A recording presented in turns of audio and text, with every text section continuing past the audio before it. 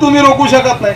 तुम्ही करोडो रुपये अब्जो रुपयाच्या लागान तर पडदा लावून द्या खूप मोठा 2-4 किलोमीटर उंच, पण एखादी वारातून आली तर तो पडदा बी तुमच्या पडून जाईल, धूळ तर तुम्ही रोखू शकणार नाही. म्हणून आम्हाला हे मॉईल इथे नको. हा तिसरा मुद्दा आहे. त्यानंतर आमच्या गावाच्या बाजूला डोंगरी मॉईल आहे. तिथे जात असताना साठक आहे, नगरधन आहे, तिकडून कानांवरून येणारा रस्ता आहे. आज आम्ही त्या रस्त्याची दशा पाहिली. भाऊनं सांगितलं, पण मी प्रॅक्टिकली सांगतो का आम्हाला जास्त दूर जायचं नाही. आमच्या गावाच्या आजूबाजूला ऑलरेडी खदानानं आम्हाला खूप चांगला अनुभव आलाय. म्हणजे ज्या दिवशी मी झालो त्या दिवशी मी ना खदानीचा ढीक पाहिला ना, आता इतका मोठा झालो तरी ढीक पाहूनच राहिलो. पण त्याच्यातून आमच्या गावच्या लोकांना काही जास्त खूप मोठा रोजगार निर्माण झाला नाही. सगळे युपीचे एमपीचे हे कंपनी कुठची आहे? झारखंडची, ते छत्तीसगडची, ते पुरा रायपूर छत्तीसगड तिथं उभं म्हणजे ना मॅडम. हे आमच्या लोकांना थोडं ना भाव देणार आहे, कारण की त्यांना रोजगार निर्माण करायचे आहे. आणि हा छत्तीसगडावर जे हात आमच्या इकडल्या कोणत्या तरी नेत्यानं पकडून ठेवला म्हणते, आता नाव घेऊ शकत नाही. म्हणजे एका साईडले असा एक नेता दिसून राहिला आणि दुसऱ्या साईडला एक दुसरा नेता दिसून राहिलाय, नाव घेऊ शकत नाही. कसं आहे मॅडम, हे छत्तीसगड उभा करून देईन नाही तर पूर्ण. आणि छत्तीसगड मध्ये काय चालते त्या कंपनीवाल्याला मालूम आहे, कारण की रायपूर मध्ये मी काम केलंय, दुर्ग मध्ये मी काम केलंय, बस तिथं तर कट्टाच चालते. तर आमच्या गावामध्ये हात जोडून विनंती करतो की असा कोणत्याच पद्धतीचं काम इथे झालं नाही पाहिजे. खूप शांत आणि खूप सुंदर आमचं हे वास्तव आहे. प्राण्यांचं, पक्ष्यांचं, सरपटणाऱ्या जीवांचं.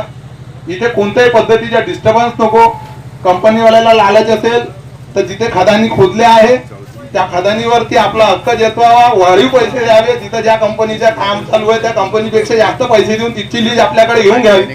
पण हे लीज इतकी घेऊ नये जेणेकरून इथे सगळं शांततापूर्ण वातावरण निर्माण होईल.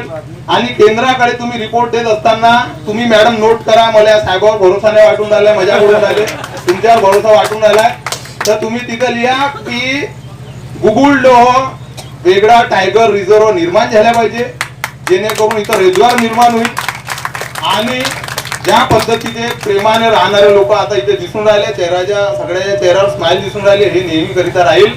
उद्या चालून लोकांच्या प्रकृतीवर सुद्धा परिणाम पडणार नाही, शरीरावर परिणाम पडणार नाही. आमच्या अॅनिमल सोबत आम्ही इथे हॅप्पी आहोत. आम्हाला मनुष्यासोबत जंगली प्राण्याचा वाद करून घ्यायचा नाही. तुम्ही कंपनीवाले 4 व्हीलर मध्ये बसून या, 4 व्हीलर मध्ये बसून घरी जा, पण हे लोक बंडीनेच आपल्या शेतात जाणार आहे आणि यायचेच वाघासोबत टक्कर खेळायची, तुम्हाला नाही खेळायची. मॅडम हा जोडून विनंती आहे केंद्राकडे, तुम्ही रिपोर्ट काय बोललो असेल तर वाईट मानून घ्या.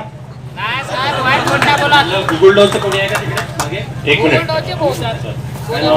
मैं डॉक्टर जयदीप दास और हमारे डॉक्टर जयदीप दास और हमारे तरफ से हमने कोर्ट में पीआई जो कंपनी के पेपर्स है जो इन्होंने वेरियस क्लियरेंसेस और वेरियस इसके लिए डाला है, ये हमने राइटिंग में भी आपको कुछ उसमें से चीज़ें दिए हैं एज अ दिस थिंग.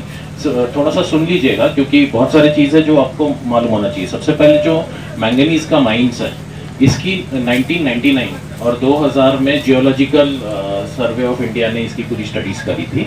और इससे मैं सिर्फ 2 पेज का आपको रिपोर्ट बताता हूँ. सबसे पहले पेज का एक ये है कि इस जगह पे इन्होंने जब रिसर्च करके ये किया तो 25 to 30% of manganese is categorised as low grade high silica ore. ठीक है, तो इसका मतलब है कि मैंगनीज का क्वालिटी भी उतना ये नहीं है. पता नहीं क्यों इनको माइंस इसी जगह पे चाहिए. और कंक्लूजन में इन्होंने एक पॉइंट लिखा है, पूरा रिपोर्ट तो बहुत डिटेल में है. कंक्लूजन में लिखा है drilling has proved that down deep extension is very limited mine है. 5 साल में भी क्या निकलेगा इनको मालूम नहीं, क्योंकि 60, 70, 80 साल पहले ये खदान यूज होता था और उसमें से बहुत सारी चीजें ये हो गया. सर ये मैडम ये आप लोगों को तो इजीली मिल जाएगा, हमको आरटीआई के थ्रू हमने निकाला है. सेकंड फॉर्म में जो ये क्लियरेंस के लिए देते हैं, वे जो फॉरेस्ट क्लियरेंस हो गया या एनवायरनमेंट क्लियरेंस हो गया, ये हमने कोर्ट में भी पेश किया है. इसके आपको बताना चाहता हूँ. सर ने दिखाते वहाँ पे नंबर ऑफ कितने लोगों को नौकरी मिलेगी ये बताया है. ये मैं टेक्निकल चीज़ें पहले बता देता हूँ, बाद में इसमें आता हूँ. कितने एम्प्लॉयमेंट मिलेगा, और हमको गांव वालों को मतलब पर्यावरण के साथ साथ रोजगार भी चाहिए. यहाँ पे फॉर्म में उन्होंने क्लियरली लिखा है whether the project is likely to generate employment, क्या ये एम्प्लॉयमेंट दे सकता है, उन्होंने हाँ लिखा है. और कितना 10 रेगुलर और 40 वहाँ पे 42 wrong figure quoted. I want to bring this to your notice कि जो इनके पेपर्स है और उसमें अलग है. डेज दिन आप लोग समझ लो कि लिखने में बहुत सारे कम ज्यादा होता है। कभी भी चीजें खुद से अगर पढ़ के समझ के लिए तो ज्यादा बेटर होता है। आपको भी मालूम है कि जो इंजीनियर रहता है, सुपरवाइजर रहता है, वो बहुत ही स्किल्ड वाला रहता है, वो कहीं से उनके कंपनी के ही लोग रहते हैं। और जो बाकी ट्रक का ड्राइवर भी रहता है, वो ट्रक चालक का ही लोग रहेगा। वो कहीं से ट्रक लाएगा और आपको नहीं पूछेगा कि आपको ट्रक चलाना आता है या आपको ये। और वो जमाना गया कि आप हैमर ये हथौड़ा लेके पत्थर निकाल निकाल के ये करेंगे, वो तो जमाना नहीं है साहब। वो जमाना नहीं है। तो बहुत सारे चीजें इसमें ये करना है। अब मैं आपको आता हूँ जो बहुत सारे वाइल्ड लाइफ और इसके बारे में बताया है। मैं सिर्फ इतना बताना चाहता हूँ कि wild life institute of India के टेलीमेट्री डेटा के तहत गूगल डो falls inside corridor, which is the wildlife corridor, and I am ex-honorary wildlife warden of Nagpur from 2017 to 2020। ये डेटा भी हमने कोर्ट को दिया। जैसे साहब ने बोला, अभी आके गए थे, बहुत ही एक सही बात बोला। जहां जहां पे माइन, चंद्रपुर हो गया, आपको अपने चंद्रपुर का तो नाम सुना ही होगा, ताड़ोबा का नाम सुना होगा। हर दिन ब्रह्मपुरी और चंद्रपुर एरिया में लोग मरते हैं कि नहीं मरते? क्योंकि बाघ बाहर आ जाता है, उनको खाने को चीतल नहीं मिलता है, सुअर नहीं मिलता है, और वो फिर आके मैन एनिमल कॉन्फ्लिक्ट जिसको कहते हैं वो होता है। आपके यहाँ पे बहुत सुंदर जंगल है, वहां पे ऑलरेडी सभी जानवर है, आप उसको डिस्टर्ब करोगे तो जानवर बाहर ही आएंगे, और बाहर आएंगे तो अपने साथ उसका मुलाकात अच्छा नहीं होगा, वो नहीं होने देना है। उसके बाद जो है पानी, क्या देखिए, ये जो पहाड़ है, आप लोगों को तो ज्यादा मालूम है, ये पहाड़ के दोनों साइड में 2 तालाब है। एक मानेगांव का तालाब है और उस तरफ एक तालाब है, उसका नाम मुझे नहीं मालूम है, लेकिन तालाब है। और वो तालाब को पानी कहां से आता है सर? पहाड़ से आता है, बारिश गिरता है पहाड़ से आता है, वेरी सिंपल है। वो पानी आगे जाके सुर नदी में मिलके खिंडसी तालाब में जाता है, जो कि हार्डली 3 किलोमीटर ऐसे स्ट्रेट लाइन पे है। खिंडसी तालाब से पूरे रामटेक एरिया को पानी जाता है, madam please note. Ramtek as agriculture as well as drinking water source है पूरे रामटेक एरिया का, ठीक है। खिंडसी के पास कोई और सोर्स नहीं है, झर नहीं लगता उसको, ग्राउंड वाटर नीचे से नहीं फूटता है, ठीक है। तो ये सोर्स जो है ये इसी पहाड़ों से जाता है। आपका यहाँ का तो पानी जाएगा ही, यहाँ पे जब डीप वेल ड्रिलिंग होगा, और उन्होंने 3.5 KL पर डे KLD का उन्होंने बताया है, दिन में कितना पानी लगेगा, उतना पानी जब वो जमीन से निकालेगा, तो वो जमीन से जब पानी निकलते जाएगा इतने, इसमें तो आपकी बाकी सभी पानी की पूर्णता कम हो जाएगी, ठीक है। तो ये एक बहुत बड़ा एनवायरमेंट फैक्टर आपके पास है। पेड़ और इसके तो वैल्यू बहुत ही है, वो तो मैं बोल नहीं सकता हूँ, लेकिन आज आपके पास जो खेत है, और जैसे साहब ने कहा अभी मेरे पहले जो गए यहाँ से, उन्होंने बहुत ही एक अच्छा ये किया। मोगर का साथ जो बाजू में ही है, वो एक वाइल्ड लाइफ सेंचुरी डिक्लेयर होने वाला था।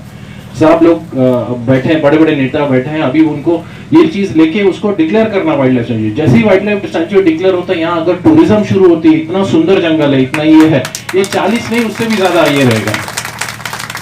इन शॉर्ट, आप सोने के खदान पे बैठे हो और आप मैंगनीज निकालना चाहते हो, ये सोचो, अपने दिमाग में लगाओ।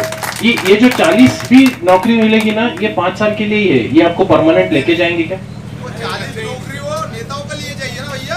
मैं तो बता रहा हूँ आपको, आप समझ के लो ये चीज बात है। मैं बोलता हूँ चलो आपको भी दिया 40 नौकरी, तो भी वो क्या 5 साल के ऊपर मिलेगी क्या? ठीक है। तो ये विलेज, ये आप लोगों को आपके एरिया को समझना चाहिए कि इसको क्या है, एनवायरमेंट, पर्यावरण के साथ कैसे आगे लेके जा सकते, तो बहुत ट्रेमेंडस स्कोप है। Madam thank you so much, आप प्लीज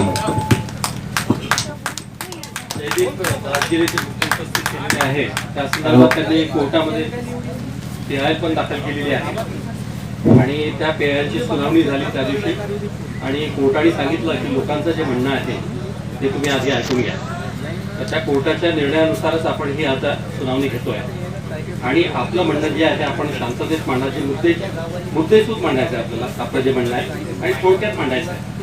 कोर्टामध्ये निर्णय अजूनही प्रलंबित आहे, म्हणजे अजून एक अथॉरिटी आहे जी निर्णय घेणार आहे तुमच्या प्रोजेक्ट बद्दल। ते सर्व मुद्दे तुम्ही उपस्थित केलेले आहेत, या NGOने ते हायकोर्टामध्ये उपस्थित केलेले आहेत आणि हायकोर्टाने जर रिलीफ दिला तर ऑब्व्हियसली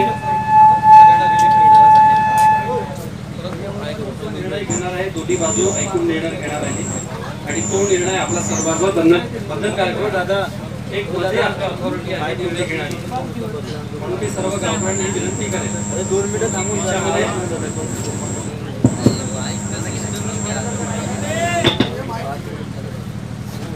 यामध्ये कोर्टामध्ये प्रकरण ऑलरेडी गेलेलं आहे आणि कोर्टाने सांगितलं की इथे तुम्ही आज जनसुनावणी घ्या लोकांचं काय म्हणणं आहे ते आम्हाला कोर्टासमोर मांडायचं आहे. तर त्या अनुषंगाने आपल्याला इथे जास्त भावनांना आवाहन करायचं नाही आहे, कारण प्रकरण कोर्टामध्ये आहे, न्यायप्रविष्ट आहे. जो निर्णय होणार आहे कोर्ट घेणार आहे. त्याच्यामुळे आपले मुद्दे मांडले तर ते आम्ही नोंद करून कोर्टासमोर ठेवणार. एवढीच तुम्हाला आता एक विनंती.